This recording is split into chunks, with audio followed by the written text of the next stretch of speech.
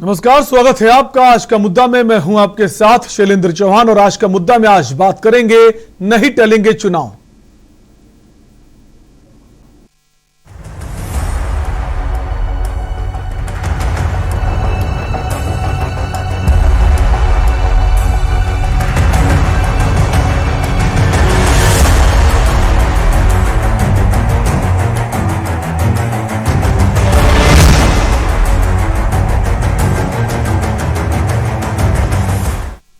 उत्तर प्रदेश समेत 5 राज्यों में होने वाले विधानसभा चुनाव को लेकर चुनाव आयोग ने अभी तक पत्ते नहीं खोले, लेकिन सियासी दलों की तैयारी को देखते हुए यह कहा जा सकता है कि यूपी में चुनाव अपने तय समय पर ही होंगे।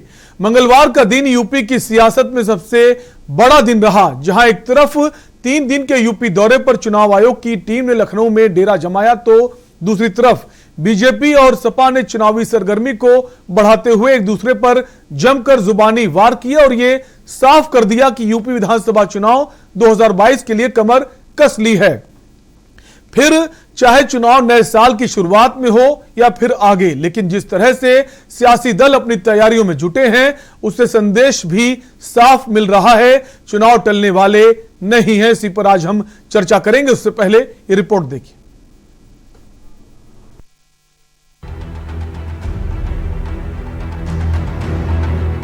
उत्तर प्रदेश में दिसंबर के महीने में पड़ रही कड़ाके की ठंड के बीच विधानसभा चुनाव 2022 की गर्माहट बढ़ती जा रही है।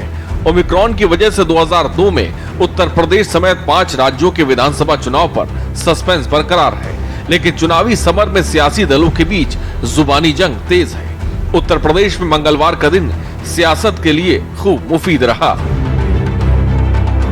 जहां एक तरफ दिग्गजों ने सियासी मंचों से हुंकार भरी, तो दूसरी तरफ बढ़ते कोरोना के बीच चुनाव आयोग की टीम ने प्रदेश की राजधानी लखनऊ में डेरा जमा लिया। बढ़ते कोरोना और यूपी में बढ़ती चुनावी सरगर्मी के बीच बीजेपी ने मिशन यूपी 2022 के लिए अपने सारे पत्ते खोल दिए। बीजेपी ने वोटरों के नब्ज टटोलने के लिए अपने सारे मोरे फिट कर दिए हैं। मध्य यूपी से लेकर पश्चिमी यूपी तक, अवध से लेकर पूर्वांचल को साधने के लिए सभी दलों ने ताकत झोंक दी है, जिससे यह अंदाजा लगाना आसान हो रहा है कि यूपी में होने वाले विधानसभा चुनाव टलने के आसार कम हैं। मंगलवार को कानपुर में पीएम मोदी, सुल्तानपुर में गृह मंत्री अमित शाह, तो बदायूं में बीजेपी के राष्ट्रीय अध्यक्ष जेपी नड्डा ने चुनावी समर में हुंकार भरी। 3 बड़े नेताओं ने सियासी मंच से विपक्ष को जमकर घेरा और ये साफ कर दिया कि आने वाले वक्त में यूपी में चुनाव अपने तय वक्त पर ही होंगे। योगी जी की सरकार के काम को देखकर ये लोग ये जरूर कहते हैं कि ये तो हमने किया था, ये तो हमने किया था। मैं सोच रहा था कि बीते दिनों जो बक्से भर भर के नोट मिली है, नोट, उसके बाद भी ये लोग यही कहेंगे कि ये भी हमने ही किया है। तो एबीसीडी ही उल्टी थी। ए का मतलब उनके लिए आतंक और अपराध था, बी का मतलब भाई भतीजावाद था, सी का मतलब करप्शन था और डी का मतलब दंगा था। अभी अभी एक इत्र के समाजवादी व्यापारी पकड़े गए हैं। अखिलेश जी को बहुत मचलन हो रही है, क्यों रेट डालते हो, क्यों रेट डालते हो। घर में से कितना रुपया निकला मालूम है?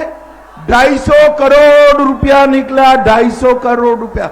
अखिलेश जी, ये रुपया कहां से आया है, जरा हिसाब दीजिए। सबका साथ, सबका विकास, सबका विश्वास। वो खुद का विकास, खुद पर विश्वास, अपने परिवार के लिए काम, अपने जाति के लिए काम, इससे बाहर और कुछ नहीं। यही उनका इतिहास है। सारी कार्यक्रम अपने लिए, सारी नीतियां अपने लिए। उनका राज कैसा था? उनका राज था दंगों का राज। जहां चुनाव को लेकर बीजेपी ने कमर कस रखी है, तो विपक्ष ने भी अपनी तैयारी पूरी कर ली है। इसी कड़ी में मंगलवार को उन्नाव में सपा अध्यक्ष अखिलेश यादव ने चुनावी रैली को संबोधित किया और बीजेपी के हमले का जोरदार जवाब दिया। दिल्ली से लेकर के लखनऊ और लखनऊ से लेकर के दिल्ली वाले जितने भी भारतीय जनता पार्टी के नेता हैं वो झूठ बोल रहे हैं, झूठ बोलने वाले लोग हैं। इन झूठ बोलने वालों से जनता सावधान रहना। आपको धोखा दिया है, किसान भाइयों को धोखा दिया है, इन्होंने नौजवानों को धोखा दिया है, व्यापारियों को धोखा दिया है। ये नफरत फैलाने वाले लोग, ये समाज में खाई पैदा करने वाले लोग, ये वो लोग हैं जो उत्तर प्रदेश को पीछे ले जाना चाहते हैं। जहां बीजेपी और सपा चुनाव में पूरा जोर लगा रहे हैं, तो बीएसपी ने चुनाव आयोग ने चुनाव नहीं टलने की अपील की है। मायावती ने चुनाव आयोग को चिट्ठी लिखते हुए तय समय पर ही चुनाव कराने की अपील की है। सूत्रों के मुताबिक चुनाव आयोग लगातार कोरोना आंकड़ों पर नजर बनाए हुए है और मौजूदा समय में फिलहाल ऐसी स्थिति नहीं है कि चुनाव को टाला जाए। चुनाव आयोग ने स्वास्थ्य मंत्रालय को 5 चुनावी राज्यों में टीकाकरण की रफ्तार को तेज करने को कहा है। खासकर पहला डोज लेने वालों की संख्या और प्रतिशत को बढ़ाने को कहा गया है। भले चुनाव को लेकर अभी सस्पेंस बरकरार हो, लेकिन यूपी में बढ़ती सियासी गर्मी इस बात का सिग्नल दे रही है कि यूपी में चुनाव टलने के आसार फिलहाल कम हैं। स्पेशल डेस्क के न्यूज इंडिया।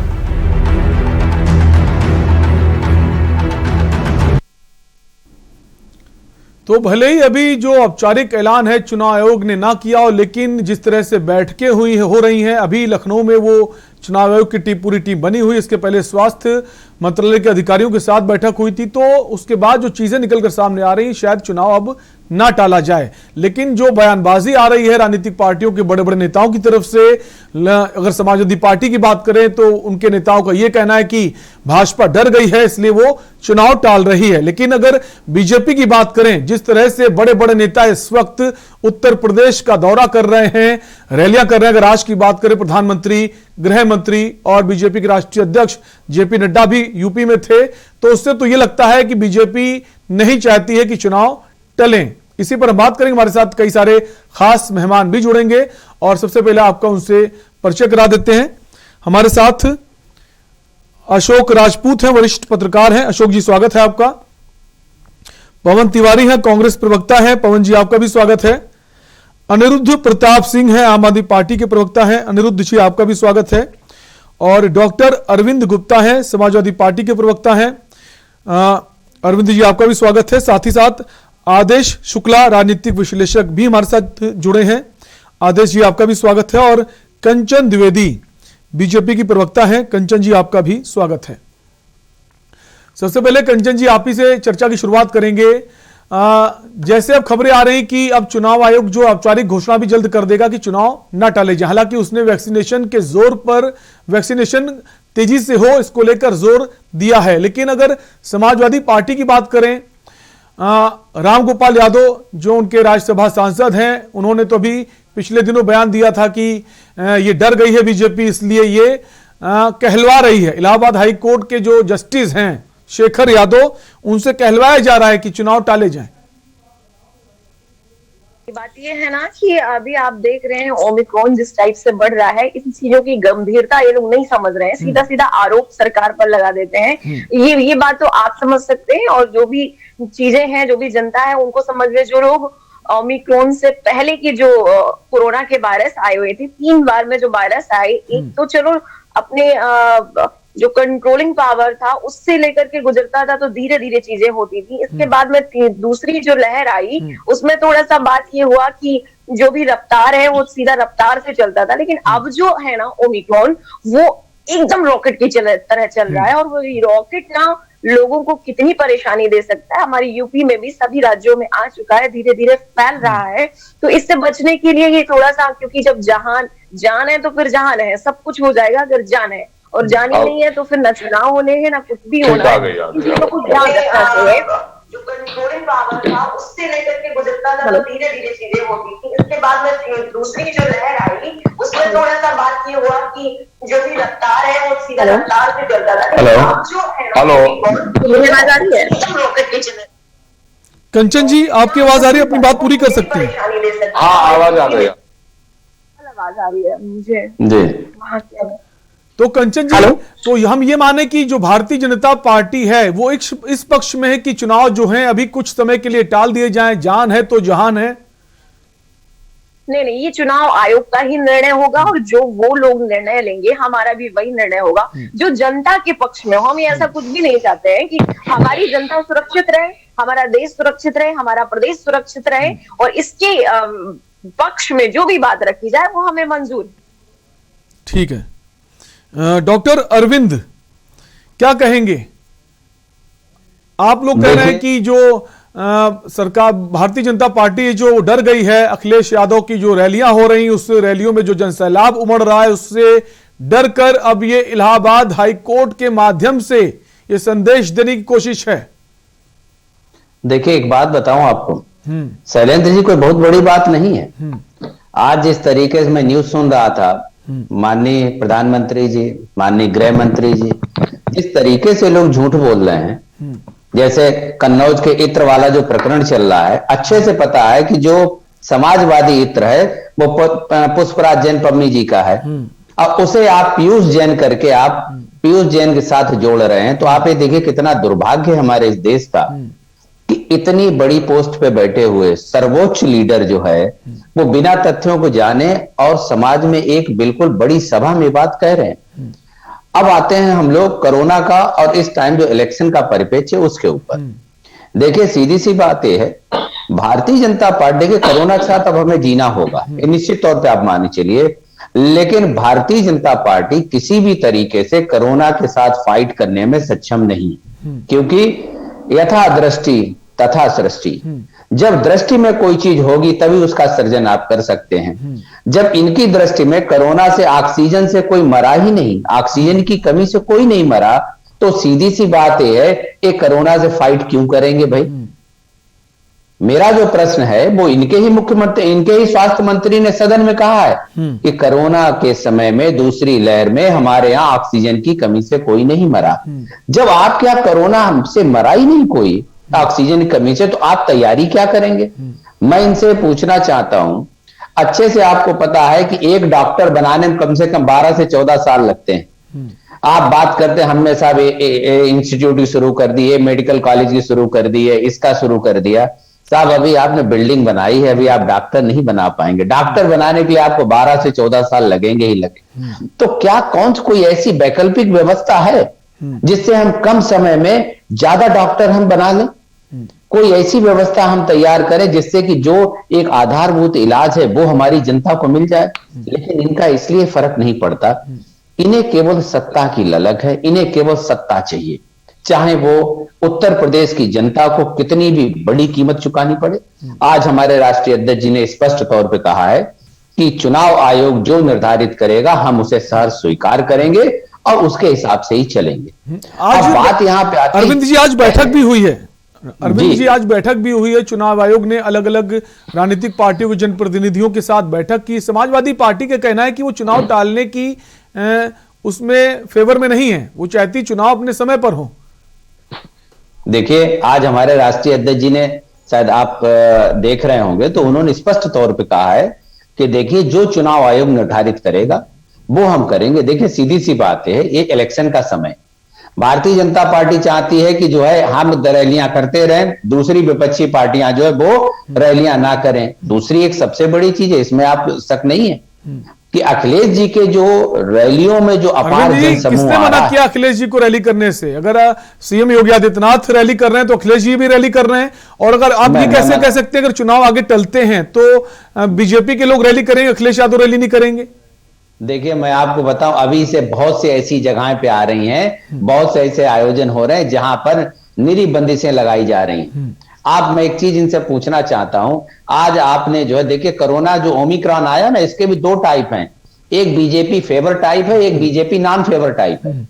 जो बीजेपी फेवर टाइप है उनके लिए सब खुली छूट है, और जो बीजेपी नॉन फेवर टाइप है उसमें इन्हें 200 लोगों की शादी के लिए, आप एक बात बताइए, सरकार इनकी है, एक इंजन उत्तर प्रदेश में, एक इंजन केंद्र में है, फिर आप रूल्स रेगुलेशन कौन बनाएगा भाई? रूल्स रेगुलेशन क्या हम बनाएंगे विपक्ष में बैठे हुए? मैं केवल ये पूछना चाहता हूं, जब जनता के लिए आपने 200 लोगों की शादी प्रतिबंध लगा दिया, नाइट कर्फ्यू लगा दिया, पार्टी नहीं कर सकते, फिर रैली करने की इजाजत आप क्यों दे रहे हैं?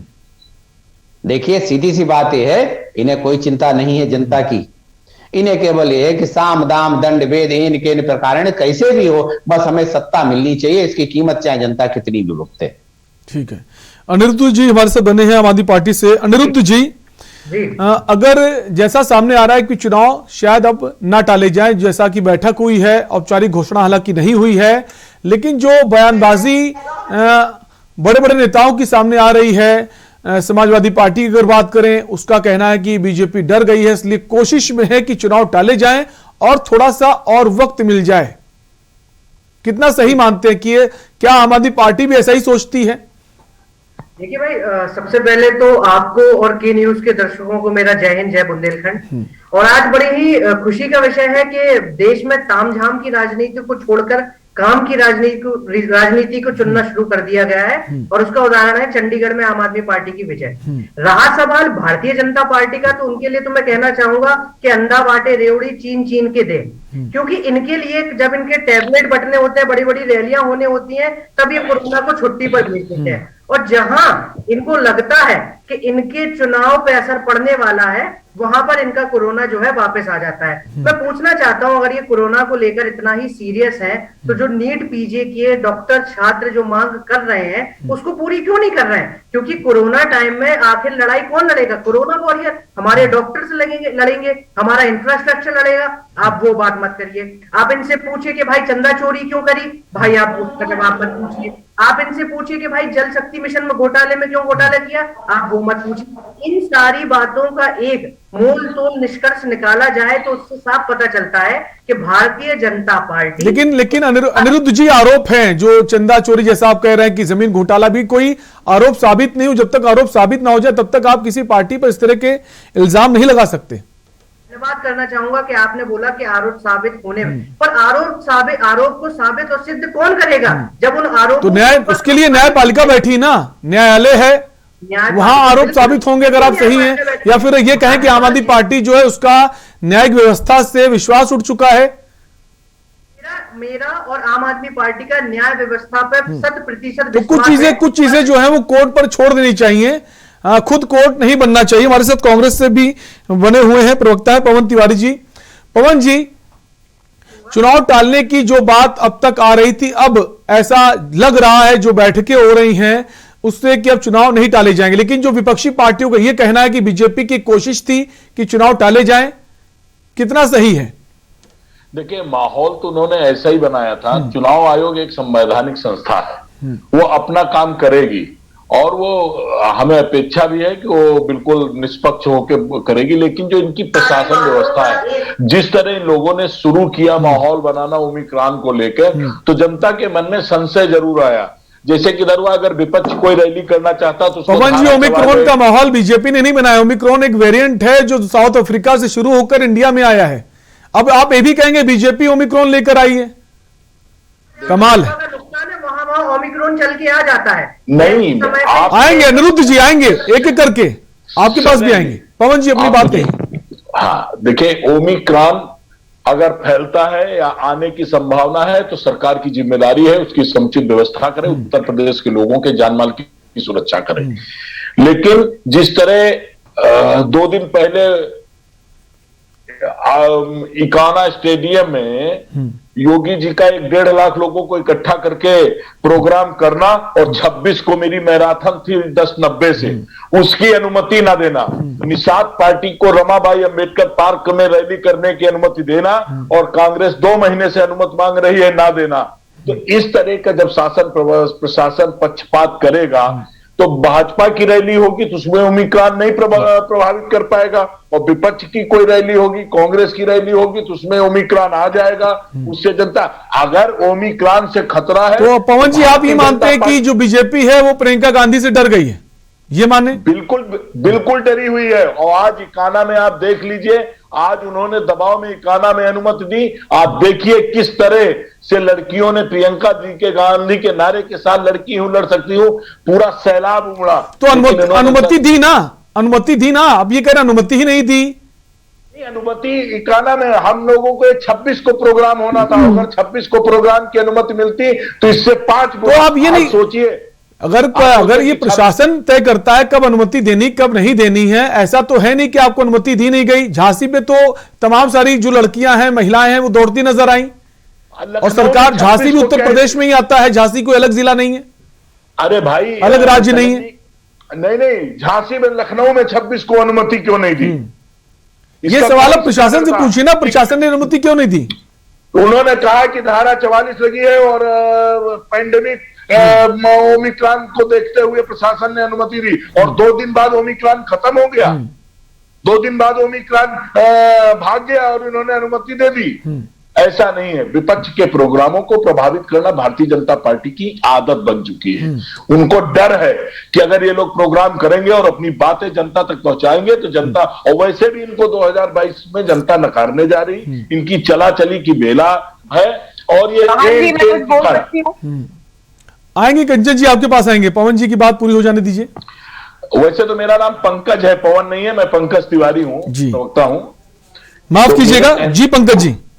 मेरे कहने का मतलब शैलेंद्र जी कि सबके साथ समुचित रूप से अगर कोई सभी राजनीतिक दल हैं और चुनाव एक लोकतंत्र और संविधान को के अनुसार होते हैं, तो सबको, अगर ओमिक्रॉन से खतरा है तो भाजपा के लोगों को भी खतरा होगा। भाजपा की रैली करेंगी उससे भी ओमिक्रॉन, कांग्रेस रैली करती उससे, सपा बसपा आम आदमी सभी से होगा। लेकिन ऐसी कौन सी हमारी समझ में नहीं है कि योगी और मोदी की सभा में जो आदमी आता है उसको कोरोना नहीं छूता है और दूसरे की रैली में आ जाएगा तो कोरोना हो जाएगा, कोरोना फैल जाएगा। मेरे कहने का मतलब है कि विपक्ष जी। हमारे साथ वरिष्ठ पत्रकार भी बने हुए हैं अशोक राजपूत जी। अशोक जी, जो अभी तक खबरें आ रही थी कि चुनाव अगर टाल दिए जाते हैं तो इसका फायदा जो है बीजेपी को मिलेगा, ये विपक्षी पार्टियों के आरोप हैं, कितनी सत्यता मानते हैं इसमें?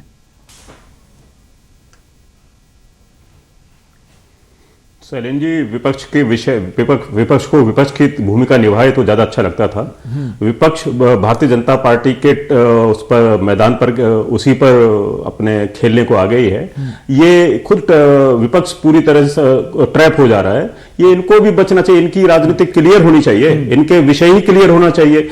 ये पहले विपक्ष तय करे कि विपक्ष अगर ध्यान रखना जनता के जीवन के प्रति चिंतित है, उनको ओमिक्रॉन से बचाना चाहती है या उनको इससे कोविड से बचाना चाहती है और उसके चुनाव टाल, तो साफ साफ कहे कि हम चुनाव टालने की मांग करें। लेकिन जब इनके सब लोग बाहर ये तो कह रहे हैं इस तरह से और इलेक्शन कमीशन को कहने जा रहे हैं कि साहब लोग चुनाव कराइए, तो सरकार ने तो कहीं से भी फिलर दिया ही नहीं है। अभी सरकार के किसी भी सिस्टम ने फिलर नहीं दिया है, ऐसा प्रत्यक्ष रूप से नहीं कहा है कि चुनाव टलेंगे, या ये सरकार की तरफ से रिप्रेजेंटेशन इलेक्शन कमीशन को नहीं दिया गया है कि साहब चुनाव टाल दीजिए।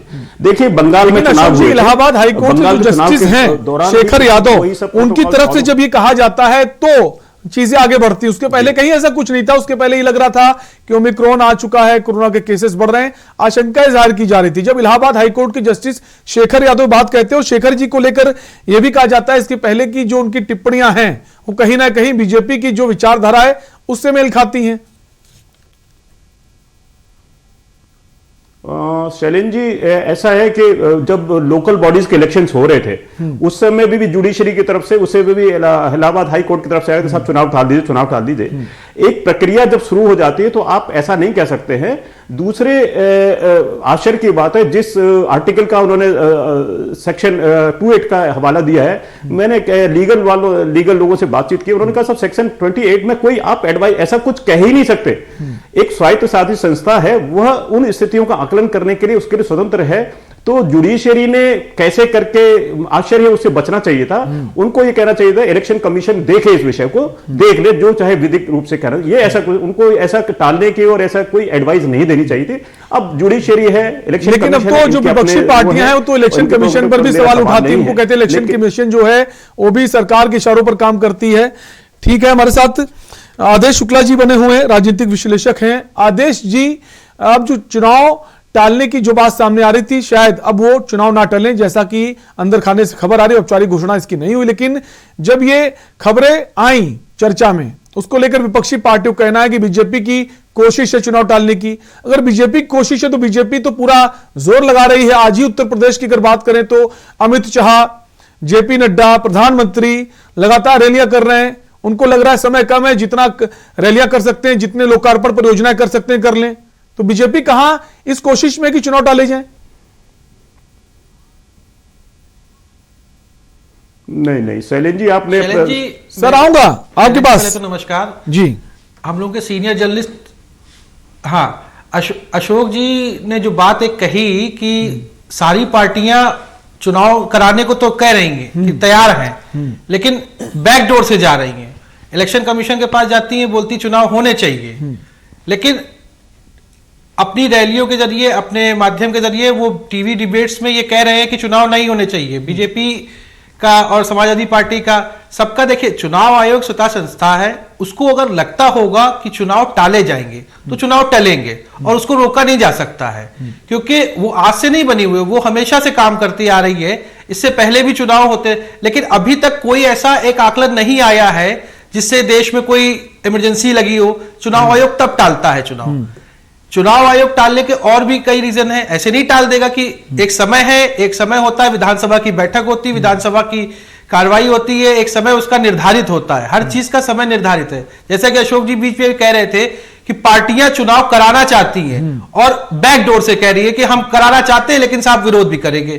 तो पार्टियों को अपना विपक्ष का काम करना चाहिए। विपक्ष सत्ता पक्ष है भाई, हर सत्ता पक्ष अपना उद्घाटन करता है, उसका एक 5 साल का टेन्योर होता है, 5 साल के टेन्योर पे आते लास्ट में चाहता है कि उसके पास जो काम बचे हैं, बिल्कुल हर सरकार की कोशिश होती, जो भी उस वक्त सत्ता में होती, कि जितना ज्यादा जनता के बीच जाए, योजनाओं को लेकर उसका फायदा में चुनाव मिले।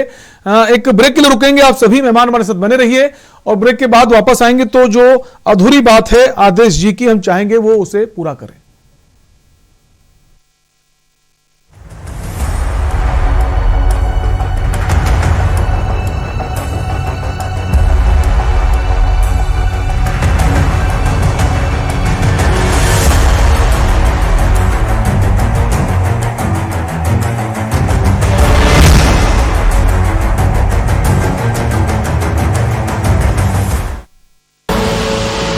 देख रहे हैं के न्यूज, खबरों का सारथी।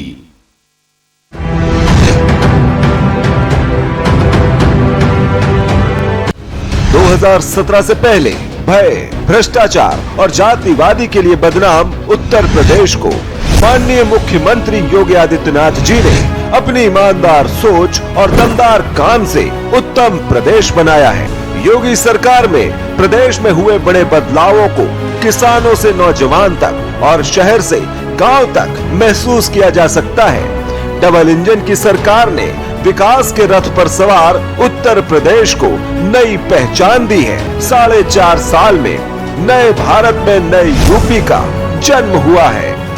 बदलाव, सोच ईमानदार, काम दमदार। पर ये दिल है कि चख रहा है उन्हीं अल्फाजों का दूर कितना भी जाओ, इस जुबान से दूर ना जा पाओगे। विमल, बोलो जुबान केसरी।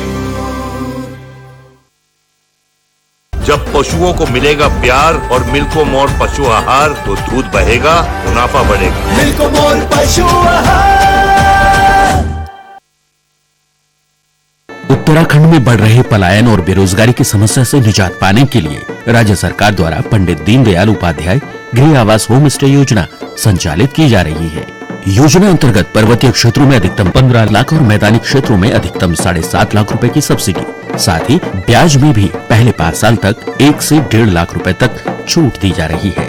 योजना द्वारा 1 से 6 कमरों का नया मकान बनाने या पुराने मकान के नवीनीकरण पर भी राजकीय सहायता दी जाएगी। होम स्टे में रजिस्ट्रेशन कराने के बाद आप अपने घर को होम स्टे की तरह भी चला सकते हैं। होम स्टे योजना के फायदे 1000, देगी सब्सिडी सबको सरकार, अतिथियों का करें सत्कार, अब घर बैठे पाएं रोजगार। It's been lovely. It's like a second home. विस्तृत जानकारी के लिए अपने जिले के पर्यटन कार्यालय से संपर्क करें अथवा उत्तराखंड पर्यटन की वेबसाइट पर ऑनलाइन आवेदन करें।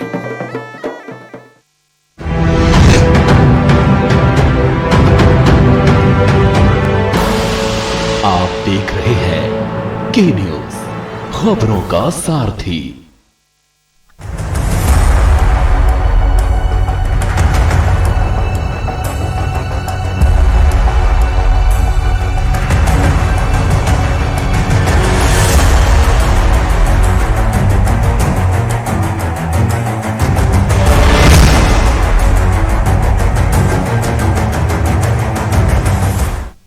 ब्रेक के बाद एक बार आपका फिर से स्वागत है। आप देख रहे हैं आज का मुद्दा और हम बात कर रहे हैं जो चुनाव टलने की खबरें लगातार आ रही थी, तो अब जो खबर है चुनाव नहीं टलेंगे। हालांकि औपचारिक घोषणा इसकी नहीं हुई है, लेकिन जो इलेक्शन कमीशन के जो मुख्य चुनाव आयुक्त हैं और जो प्रदेश के चुनाव आयुक्त हैं, उनका ये कहना है कि जो वैक्सीनेशन है उसको बढ़ाया जाए। उसको लेकर सरकार ने चिंता भी जाहिर की है और सरकार की कोशिश भी है कि वैक्सीनेशन की संख्या बढ़ाई जाए और जो एहतियात है, प्रिकॉशन बरती जाए, जो कोविड गाइडलाइन है उसका पालन कराया जाए। लेकिन अब जो चर्चा ये होने लगी थी बीच में कि जो राजनीतिक पार्टियां हैं उनका ये कहना है, विपक्षी पार्टियों का, कि सरकार नहीं चाहती चुनाव कराना, उधर सरकार की कोशिश है कि तय समय पर चुनाव हो। इसी पर हम बात कर रहे हैं। हमारे साथ कई सारे खास मेहमान बने हुए हैं। ब्रेक से पहले आदेश जी अपनी बात कर रहे थे। आदेश जी, हम चाहेंगे आप अपनी बात पूरी करें।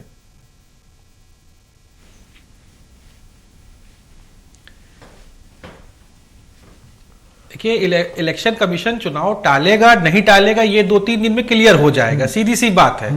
और रही बात सभी पार्टियों को, ये एक वैश्विक बीमारी भी है, इसको सभी पार्टियों को ध्यान में रखना चाहिए।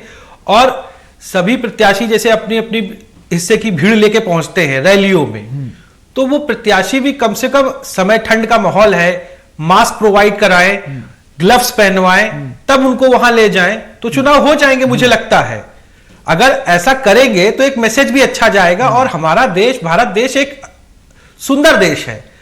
जिस तरीके से उसको आप करना चाहते हैं उसको आप बताइए कि हाँ आपको जरूरत है, आप उसको मास्क दे दीजिए, आप उसको हैंड ग्लव्स दे दीजिए और एहतियातन बरतिए, तो रैली भी हो जाए और चुनाव भी हो जाए जैसा सभी लोग चाहते हैं। कोई भी सरकार ये नहीं चाहती कि चुनाव टले, कोई भी विपक्ष के पार्टी नहीं चाहती चुनाव टले। जहां पर उद्घाटन का बात आता है, शिलान्यास का बात आती है, तो उसमें ये पहले से है कि कोई भी सरकार का 5 साल का टेन्योर होता है, वो सरकार पूरा करती है और वो चाहती है कि जितनी भी उसकी योजनाएं रह गई हैं उसको जल्द से जल्द पूरा करे।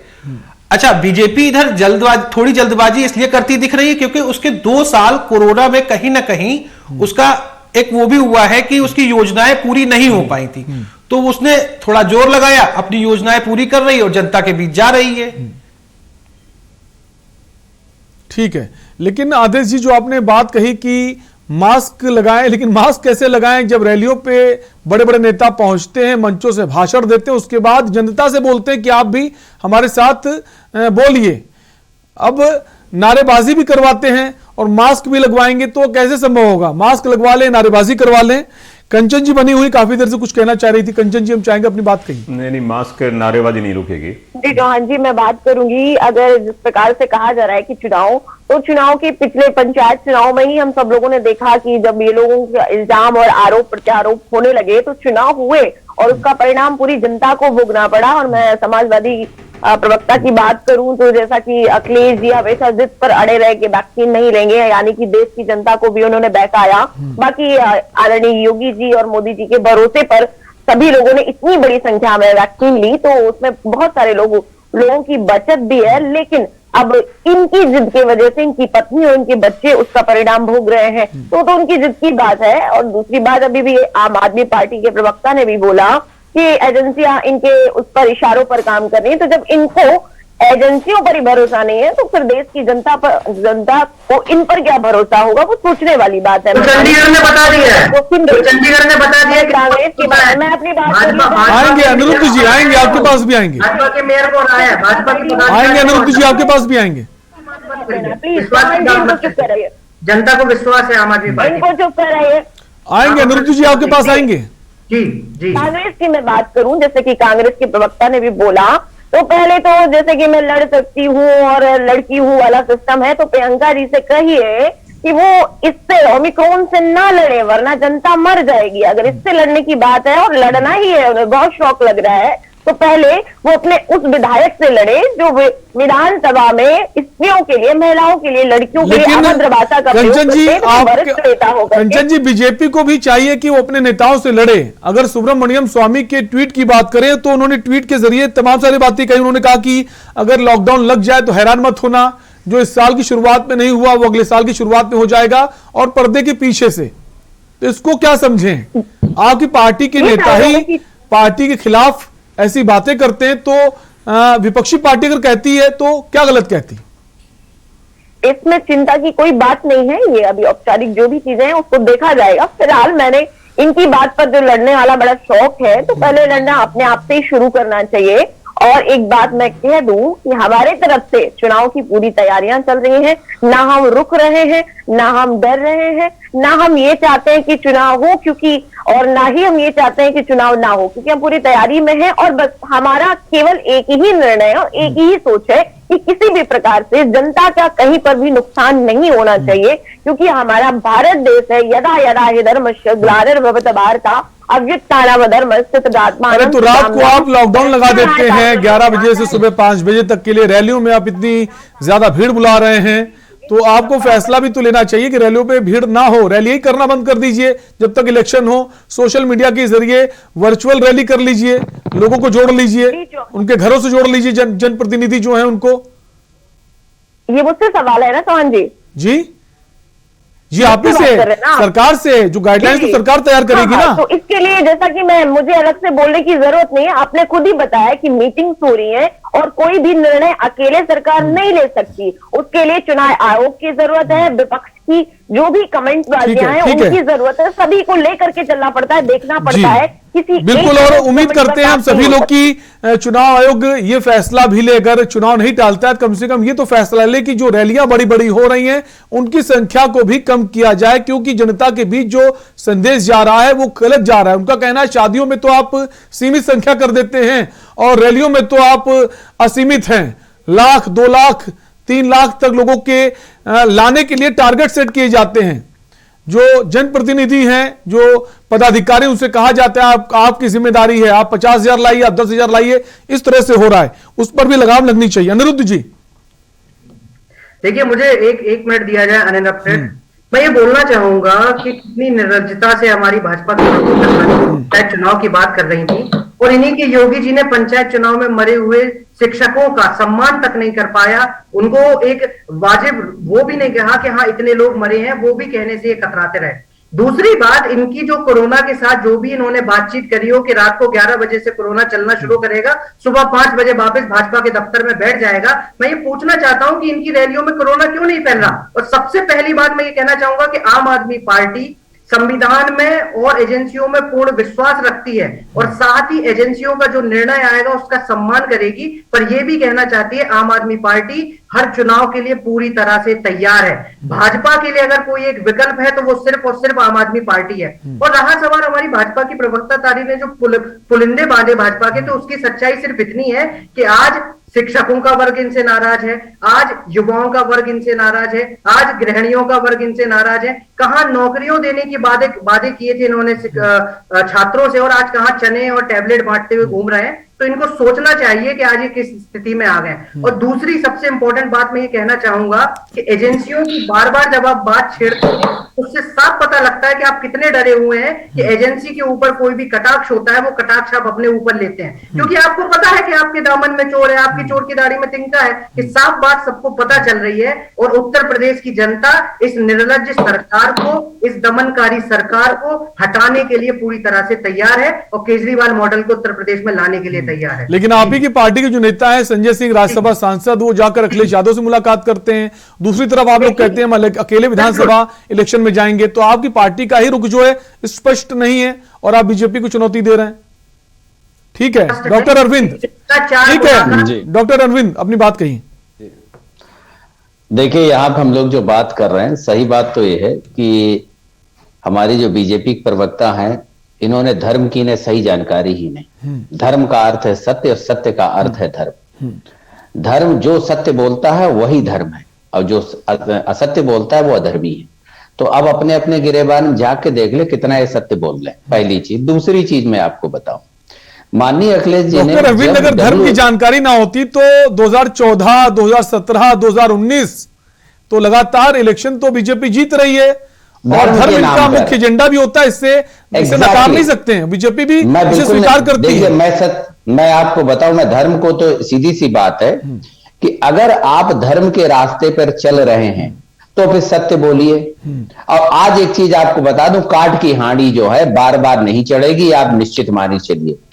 2017 में काट की हांडी उत्तर प्रदेश में चल गई थी और आज स्थिति है कि यही हांडी इन्होंने शमशानों में लोगों को ले जाने पर मजबूर कर दिया।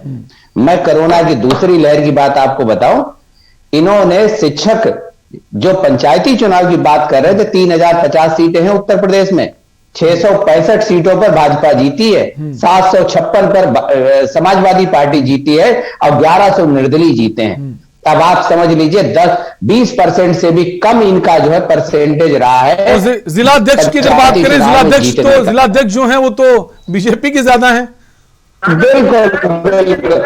बिल्कुल क्यों ज्यादा, वो भी आप समझ लीजिए।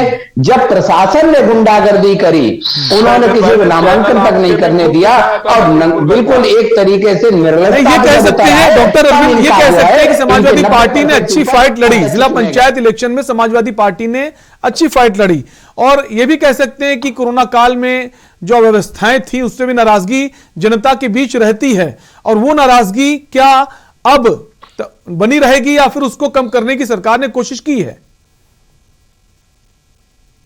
मैं आपको बताऊं शैलेंद्र जी, सबसे बड़ी समस्या क्या है कि ये लोग कुछ समझना नहीं चाहते। ये लोग एक तरीके से खुद डॉक्टर बनना चाहते। आप बताइए, उत्तर प्रदेश में, भारत में 85% जो है ट्रीटमेंट प्राइवेट सेक्टर के डॉक्टर करते हैं। क्या इन लोगों ने कभी भी प्राइवेट सेक्टर के डॉक्टरों के साथ मिलकर कोई योजना बनाने का प्रयास किया? 15% के वो सरकारी इंस्टीट्यूशन जो है इलाज देते हैं उत्तर, मतलब पूरे भारत में। अब मैं इनसे जानना चाहता हूं, इन्होंने क्या योजना बनाई? एक तो बहुत कहते हैं कि साहब योगी मॉडल की बड़ी तारीफ हो रही। मैं इनसे जानना चाहता हूं योगी मॉडल है क्या? ये लोग जानते हैं क्या कहते हैं? साहब वैक्सीनेशन हमने करा दिया। भाई वैक्सीनेशन बचाव का तरीका है, इलाज का नहीं है। आप लोग डॉक्टरी का थोड़ा समझिए कि कोरोना जो है वो अपने आप में एक बहुत बड़ी समस्या है। और एक चीज आपको डॉक्टर अरविंद, उसका इलाज तो वर्ल्ड के जो डॉक्टर हैं बाकी देशों के, वो नहीं ढूंढ पाए हैं। और WHO भी कहता है वैक्सीनेशन अगर आपने करा लिया किसी भी देश ने 70-75%, तो कहीं ना कहीं आप सुरक्षित हैं। तो वैक्सीनेशन की तो तारीफ आपको करनी चाहिए। वैक्सीनेशन के अलावा और कौन सा इलाज है, आप बता दीजिए। पूरा विश्व परेशान है, लेकिन आपको समझ नहीं आएगी। डॉक्टर अरविंद, आपकी शायद आवाज नहीं आ रही है, हम चाहेंगे आप अपना फोन अनम्यूट कर लें। जी ठीक है। पवन तिवारी बने हुए कांग्रेस से हमारे साथ। पवन जी, जैसा कि अभी डॉक्टर अरविंद बोल रहे थे कि जो पंचायत चुनाव आपने कराए उस वक्त सेकेंड वेव चल रही थी, बहुत भयावह माहौल था, फिर भी आपने इलेक्शन कराए। तो उस वक्त तो आप लोग कहते थे इलेक्शन नहीं कराने चाहिए थे, और अब जैसा कि ओमिक्रॉन सामने आ रहा है, अब आप लोग कह रहे हैं इलेक्शन नहीं टाले जाएं, बीजेपी डर रही इसलिए चुनाव टालने की कोशिश है। तो वहां सही थे या यहां सही? शैलेंद्र जी, तब भी ये कहा गया था कि जनता की सुरक्षा को देखते हुए चुनाव कराए जाएं। आज भी कहा जा रहा है चुनाव आयोग से कि आप जनता की सुरक्षा को देखते हुए चुनाव कराइए। जिस तरह जनता, सबसे पहले उत्तर प्रदेश की जनता सुरक्षित रहनी चाहिए, घर में, बाहर, सब जगह। लेकिन कहने का मतलब यह है कि ये चुनाव कराने या न कराने को तो हाईकोर्ट के एक जज ने सलाह दी सरकार को या चुनाव आयोग को कि चुनाव टाले जाएं। आज भी बैठक हुई, क्या किसी राजनीतिक दल ने कहा कि चुनाव टाल दो या चुनाव करा दो? चुनाव आयोग जैसी संस्था पर सभी राजनीतिक दलों को विश्वास है। विश्वास नहीं है तो इस सरकार पे नहीं है, इस सरकार के कृत्यों पर नहीं है। अभी हमारी बहन भारतीय जनता पार्टी के प्रवक्ता बहुत कह रही थी कि खुद से लड़ना चाहिए। मेरे कहने का मतलब है, कहने के पहले आप सोचिए तो, आपकी रैली में कोरोना नहीं आएगा और समाजवादी पार्टी, आम कांग्रेस की पार्टी में कोरोना कैसे आ जाएगा? अगर आप कोई सलाह देना चाहते हो और सलाह दे रहे हो तो पहले खुद भी तो उस पर अमल करो। आप अगर 200 आदमी, अब 11 बजे से 5 बजे तक कर्फ्यू, ये हास्यास्पद नहीं लगता है कि इस जाड़े में 11 बजे के बाद कौन सा आदमी भीड़ लगा के टहलता है, कौन क्या करता है? फिर आपने जो है शादी ब्याह में 200 आदमी, 20 आदमी, 25 आदमी, और आप रोज रैली करोगे 2 लाख की, 2.5 लाख की, 3 लाख की, तो जनता सवाल नहीं उठाएगी या विपक्ष सवाल नहीं उठाएगा।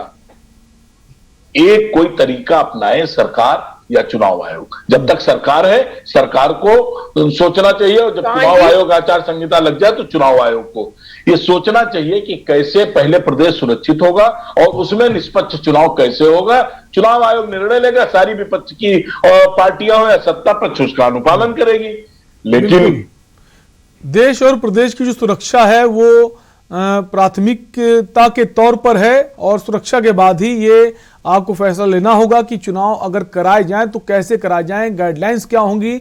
अशोक जी, अगर बात करें कि अगर चुनाव होते हैं, अब जो 2 दिन और अभी इलेक्शन कमीशन यहां पर रहेगा और जनवरी के पहले हफ्ते में हो सकता है ये घोषणा हो जाए कि चुनाव होंगे और कैसे होंगे, कौन सी गाइडलाइंस बरती जाएंगी, तो कम से कम ये फैसला लेना चाहिए और ले भी सकता है चुनाव आयोग। जो बड़ी बड़ी रैलियां हो रही, जनसभाएं हो रही, उन पर लगाम लगाई जाए, संख्या को नियंत्रित किया जाए।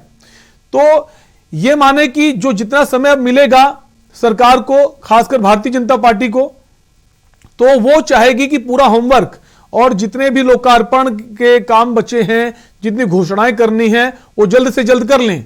क्योंकि बीते अगर अक्टूबर से देखें तो अब तक प्रधानमंत्री के कम से कम 15 उत्तर प्रदेश के दौरे हो चुके हैं, और आज भी जिस तरह से जेपी नड्डा, अमित शाह, प्रधानमंत्री यहां मौजूद हैं, तो उनकी कोशिश है कि जल्द से जल्द पूरी जनसभाएं कर ली जाएं, घोषणाएं कर दी जाएं, और उसके बाद चुनाव आयोग जो फैसला सुनाता है हमें मंजूर है। अशोक जी।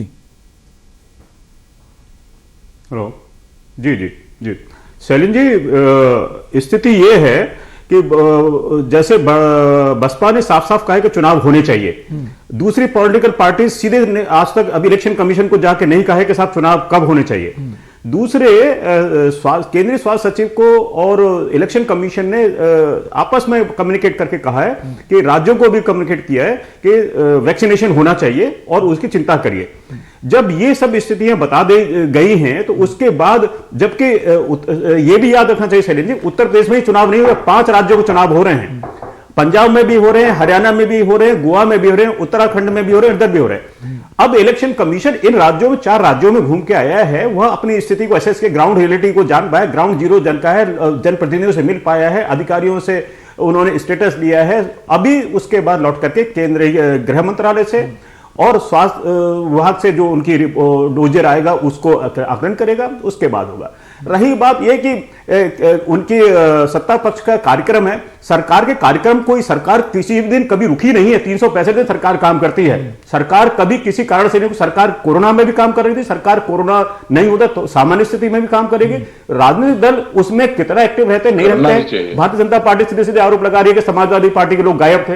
अब ओमिक्रॉन को लेकर के सीधी सी बात है कि समाजवादी पार्टी के मुखिया के परिवार में उनको अभी पॉजिटिव केसेस हुए हैं, तो अब ये कहते कि साहब नहीं हुए थे। अब आश्चर्य की बात है कि ये लोग कई चीजों पर, स्थिति पर अपने टिकते नहीं है, अपने आत्ममंथन नहीं करते। हम बोलने क्या जा रहे हैं, कहने क्या जा रहे हैं, हम हंसी का पात्र न बने, ऐसी स्थिति रहनी चाहिए।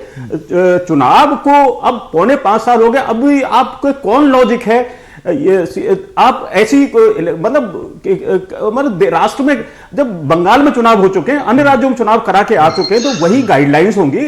रैलियां आयोजित होना, रैलियां तो राजनीतिक दलों का एक उत्सव होता है और वो सिर्फ चुनाव के समय होता है, और इस उत्सव से भी आप वंचित करेंगे। सावधानियां तो हैं। अब किसी को आए हैं और ये अगर मैं आपके स्टूडियो में आया हूं और मैं सावधानी बरतने करके बरतूंगा हालत में, तो वह स्थितियां। समय का अभाव है अशोक जी, आधे जी माफी चाहेंगे आपके पास नहीं आ पाए, समय का अभाव है, हमें यही इजाजत लेनी होगी आपसे, और हम लगातार इसी पर बात कर रहे हैं। जो चुनाव आयोग जो है अभी जो चुनाव की जो औपचारिक घोषणाएं टालने की नहीं की, लेकिन अब जो खबर आ रही कि ये चुनाव नहीं टाले जाएंगे और चुनाव समय पर होंगे। अब देखने वाली बात होगी किसको क्या नुकसान होता है, किसको कितना फायदा होता है। फिलहाल के लिए आपसे लेंगे इजाजत। देखते रहिए के न्यूज़ इंडिया। नमस्कार।